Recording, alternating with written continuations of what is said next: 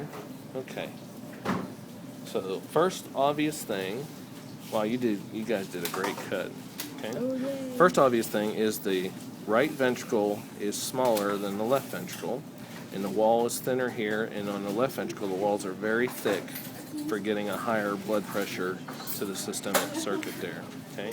And then here you cut, this was the atrium up here, and then all these little fibers you see there, that's the tricuspid valve. So when the blood comes from the right atrium down into the right ventricle, it goes through that tricuspid valve. So that's the chordae tendineae fibers.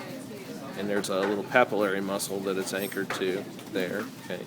And then when the right ventricle contracts, it comes out the pulmonary trunk here. So let me try to show you.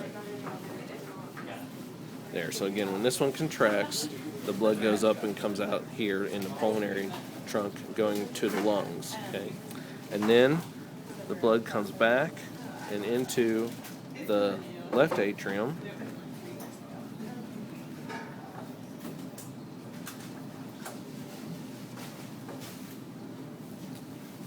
which looks like you would have hit the atrium a little bit better over here, but that's fine. So the atrium's up in here, and then it comes down through into the left ventricle, and again this would be the bicuspid or the Mitral. yeah. So actually the atrium's right here, and then so the mitral bicuspid valve there going into the left ventricle, and then when the left ventricle contracts and goes and comes out the aorta, which you did a longitudinal section on your aorta right there. So you cut the aorta right there. So that's a very accurate cut. So you get to see all the major features there. And again, you can see the wrinkled surface of the ventricle itself. So that's that trabecula carni there. And so those are the main features there. I was just looking to see if. So on the test, you just have pins in there again? Mm-hmm. Yeah, I'll just use pins to mark the major features there. So where would the coronary sinus and the coronary sulcus be? Just a little...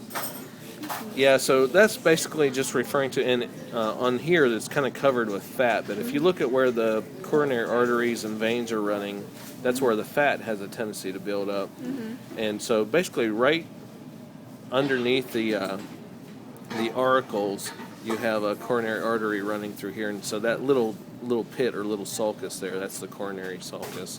Okay. And but again, the fat's kind of hiding most of it right there. And would the sinus just be like the indentions of where the arteries Well, used to be, or? I think in that case, the sulcus and sinus are referring to the same thing there. So it's really right here, this little pit between the auricle and the the heart proper itself there. Okay. What do we need to know about the cat heart?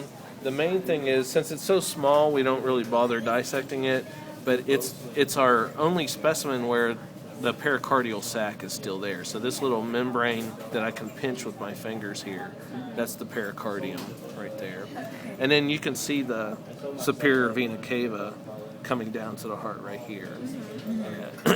And then if you cut through the heart, you would see the same feature. They'd just be very tiny. So it's a little tricky to So do most that. of our tests will be on the sheep heart, Yes. so than the cats. Yeah.